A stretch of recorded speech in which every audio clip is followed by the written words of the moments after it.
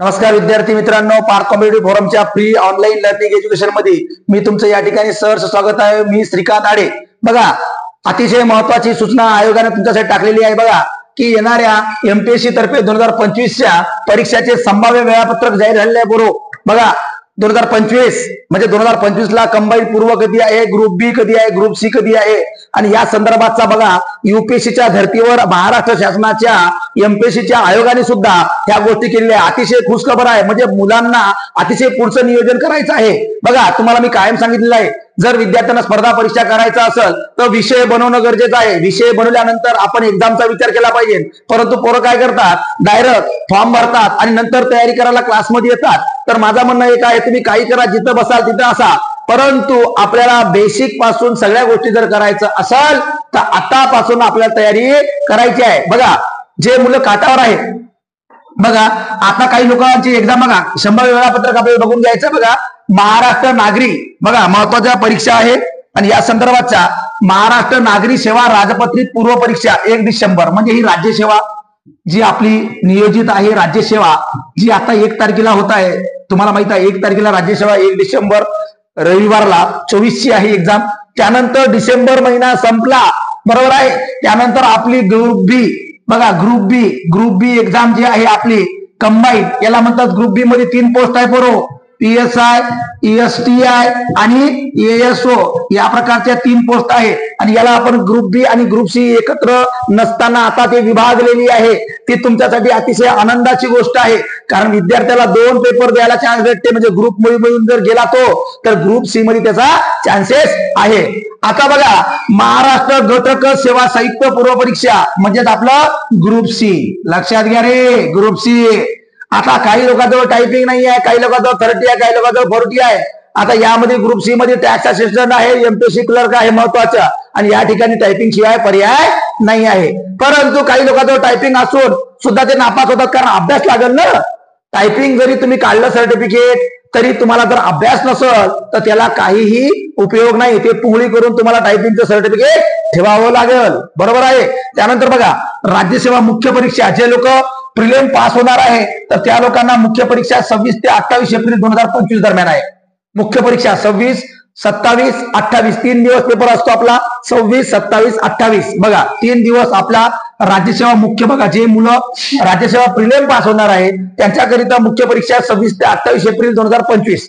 पुढे बघा बरोबर, महाराष्ट्र वनसेवा मुख्य परीक्षा, जी काही फॉरेस्ट आहे, फॉरेस्ट बघा, फॉरेस्टच्या विद्यार्थ्यांना प्रिलिम सोबत सारखी आहे, बरोबर आहे। आणि त्याच लोकांना फॉरेस्टची परीक्षा आहे 10 ते 15 मे 2025। बघा, जे लोकांचं फॉरेस्ट म्हणजे बीएससी वगैरे आहे त्या लोकांना फॉरेस्ट एक्झाम देता येईल। त्यानंतर एमईएस महाराष्ट्र इंजिनिअरिंग सर्व्हिस 18 मे 2025 ला मुख्य परीक्षा आहे। एमईएस महाराष्ट्र इंजिनिअरिंग सर्व्हिस जे आपण म्हणतो, तर त्यांना 18 मे 2025 ला बघा इंजिनिअरिंग कंपनी जाण्यापेक्षा त्या मुलांना इकडे खूप काही संधी आहे, बरोबर आहे। त्यानंतर बघा, महाराष्ट्र कृषी सेवा मुख्य परीक्षा 18 मे 2025 ला आहे। दोन्ही परीक्षा मेन्स एकाच दिवशी आहे, बरोबर आहे। आता हे विद्यार्थी वेगळे असतात, इंजिनिअरिंगचे आणि कृषीचे। काही लोक म्हणतील सर दोन्ही एक्झाम एकाच दिवशी आहे, मग रद्द होण्याचे चान्सेस आहे का? अजिबात नाही, कारण ऍग्रीचा विद्यार्थी वेगळा, इंजिनिअरिंगचा वेगळा।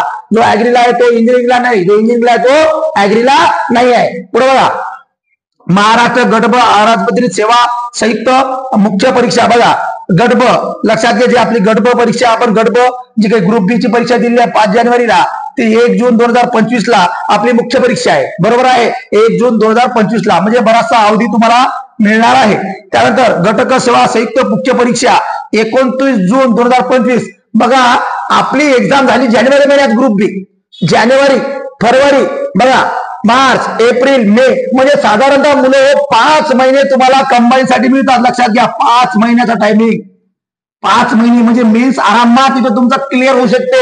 आणि इथं सुद्धा तुम्हाला 5 ते 6 महिन्याचा, 5 महिन्याचाच कालावधी, कारण 2 फेब्रुवारीला आहे आणि 29 जूनला सारखा कालावधी तुम्हाला आहे। म्हणजे प्रिलिम पासून या वेळेस बराचसा अवधी मेन्सला आहे, म्हणजे घाबराचा अजिबात नाही सर। इंग्लिश मध्ये, मराठीमध्ये सगळं तुमचं तिथं प्रॉपर होऊन जाईल। पुढे बघा, महाराष्ट्र नागरी सेवा राजपत्रित पूर्व परीक्षा म्हणजे पुढची राज्यसेवा, बघा 28 सप्टेंबर 2025 ला, बघा बरोबर राज्यसेवा आपली, राज्यसेवा 28 सप्टेंबर 2025। बघा, आतापासून जर आपण विचार केला, हा नोव्हेंबर संपला, डिसेंबर सुरू झाला, बरोबर आहे. म्हणजे पुढच्या सप्टेंबर महिन्यात आपण जर विचार केला तर आपल्याजवळ साधारणतः हा जो कालावधी जर बघितला तुम्ही तर अतिशय कमी कालावधी आहे. साधारणतः 10 महिने आपल्याला मिळत आहे आणि 10 महिन्यासाठी आतापासून जर तयारी केलं तरी कमी आहे रे पोरांनो. मग म्हणायचं नाही सर मला राज्यसेवा करायचं आहे, मला उपजिल्हाधिकारी व्हायचं आहे आणि डिस्क्रिप्टिव्ह पॅटर्न आहे. म्हणून तुम्हाला सांगतो जे कधी झोपेत असेल किंवा झोपेत सोंग घेऊन अरे दलिंदरानो आता तरी जागे व्हा, नाहीतर मग पेपर आल्यावर सर मला क्लास लावायचा आहे, मला अधिकारी बनायचा आहे, माझं काय आपूची गोळी आहे कुठल्या मास्तर जवळ. बरोबर असं होत नसते बाबांनो. हाडाचं पाणी करावं लागते, कष्ट करावं लागते, राबराब राबावं लागते, जसं तुमचा बाप राब राब राबतो. मला सांगा शेतकरी 12 महिने राबतो, शेतकऱ्याला तर रिटायरमेंट नाही, शेतकऱ्याला तर पेन्शन नाही आहे. 70 वर्ष झाले तरी 70 वर्ष आधी म्हाताऱ्या माणसाला शेतातली कामं करायला जावं लागतंय. बरोबर आहे. म्हणून शेतातली ढेकळं फोडण्यापेक्षा ढेकळं हो तुम्ही या राज्यसेवेची तयारी करा, खंबाळीची तयारी करा आणि आतापासून तयारी करा, वेळ गेलेली नाही आहे. त्यानंतर बघा महाराष्ट्र गटब अराजकीय परीक्षा बघा ग्रुप बी लक्षात घ्या 9 नोव्हेंबर 2025 ला पोरो. पुढची 9 नोव्हेंबर 2025 म्हणजे हा नोव्हेंबर महिना तो नोव्हेंबर महिना 1 वर्ष तुमच्याजवळ टायमिंग आहे. आता साधारणतः 11 महिने टायमिंग राहील कारण हा नोव्हेंबर संपत आलाय. 11 महिने जे लोक फर्स्ट इयर सेकंड इयरला आहेत त्या लोकांना हात जोडून विनंती आहे किंवा ज्या लोक आता काटावर आहे ग्रुप बी आणि ग्रुप सी निघणार नाहीये, फॉर्म नुसतं भरला. माझं म्हणणं आहे आउट ऑफ फॉर्म असताना तुम्ही तिकडे तयारी करू नका, पुढच्या एक्झामची तयारी करा. त्यानंतर बघा पोरो घटक संयुक्त परीक्षा 30 नोव्हेंबर 2025. ज्याच्याजवळ टायपिंग नसेल त्यांनी आतापासून टायपिंगचे क्लास लावून टाका कारण 30 नोव्हेंबर 2025 ला आपल्याला जे आहे गट ब ची परीक्षा आणि गट सी ची परीक्षा पूर्व परीक्षा 30 नोव्हेंबर बघा ह्या 3 तारखा आपल्यासाठी IMP आहे. 28 सप्टेंबर 2025 ला काय आहे राज्यसेवा पूर्व, 9 नोव्हेंबर 2025 ला काय आहे ग्रुप बी PSI STI SO, 30 नोव्हेंबर 2025 ला काय हो ग्रुप सी. म्हणजेच लक्षात घ्या आता जर प्रॉपर प्लॅनिंग जर आपण गेलो बघा तुम्हाला सांगितलंय planning is nothing and planning is everything depend on you.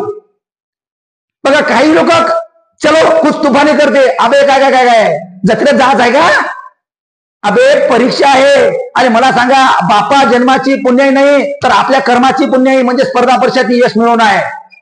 बरोबर आहे. काही लोक म्हणतात सर माझा मॉरल डाऊन झालेला आहे मला मोटिवेशन जायचं, अबे मोटिवेशन लेखाच्या तो बाप आणि तो माझ्या चेहऱ्याकडे पाय ते तो मोटिवेशन आहे. मग काही लोक म्हणतात सर नाही मला इथं झालं पाहिजे का मी तिथं गेला पाहिजे. अरे भाऊ कुठं जाऊ नको रे, तू जिथं आहे तिथं प्रॉपर करणं. परंतु लक्षात घ्या कोणाचा तरी ऐका, आपली मानसिकता ऐकण्याची नाही आहे आपली ऐकवाची आहे. आणि प्रत्येक ठिकाणी आपण काय करतो निगेटिव्ह भूमिका, हे बरोबर नाही, हे पुस्तक बरोबर नाही, तो क्लास बरोबर नाही, हा मास्तर असाच आहे, हा पोरग तसाच आहे, हे पोरगी तशीच आहे, ही लायब्ररी तशीच आहे. अबे सुधरा रे सुधरा, तुम्ही कसे आहात पहिले याच्यातनी बघा, नाहीतर बस माप काढण्यातनीच आपण बहिरे झालो, आपण आंधळे झालो, मुके झालो. सुधरा तुम्ही. एखादा दलिंद्र पोट्टे का त्याला म्हणते बरोबर आहे, तुझे मेरी कसं म्हणते का त्या पोरीले, म्हणजे त्याच्या घरी लेखाच्याले लायब्ररी भरायचे पैसे नाही आहे आणि तो एखाद्या पोरीच्या मागे फिरू आलेला कसा.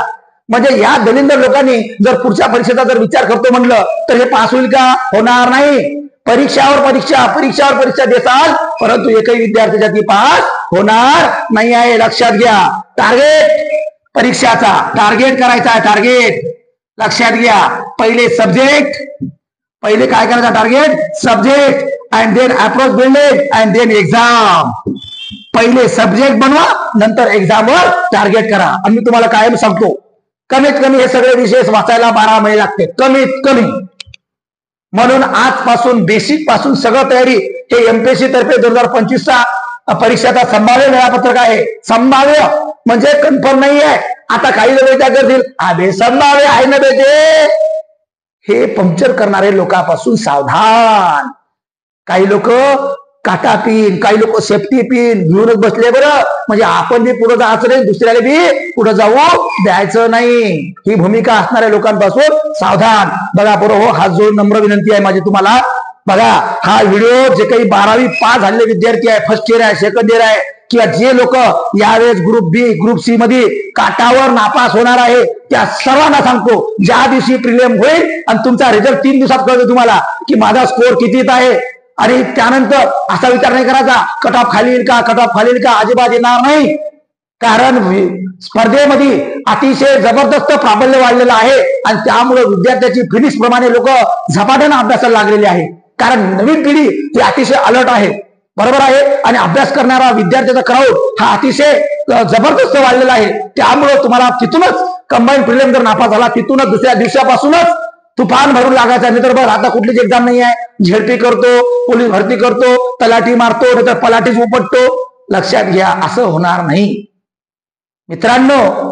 हे स्पर्धेचं युग आहे, इथं सोंग घेता येत नाही, इथं कोणाच्या इमोशनल फेथ कॉम्पिटिशन घेऊन तुम्ही जाऊ शकत नाही. इथं रिअल कॉन्फिडन्स घेऊन माणसाला जावं लागेल आणि ही वास्तविकतेची लढाई म्हणजे स्पर्धा परीक्षा आहे.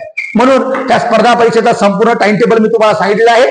याचा तुम्ही हे आपल्या टेलिग्राम चॅनलला पार्क एमपीसी आपल्या टेलिग्राम चॅनल आहे, त्याला पीडीएफ आहे, हे डाउनलोड करून घ्या आणि आपल्या रूम मध्ये हे कात्रण काय करायचं, लावून ठेवायचं आहे. ओके, हा व्हिडिओ तुमच्या तळागाळातल्या संपूर्ण विद्यार्थ्यांसाठी पोहोचवा. हेच तर तुम्ही काम करू शकता ना. जर फ्री लर्निंग एज्युकेशन चालू असेल तर एक पाऊल आपण काय करायचं, आपल्या समाजासाठी, आपल्या मित्रांसाठी, आपल्या विद्यार्थ्यांसाठी करायचं आहे. ओके, धन्यवाद, जय हिंद.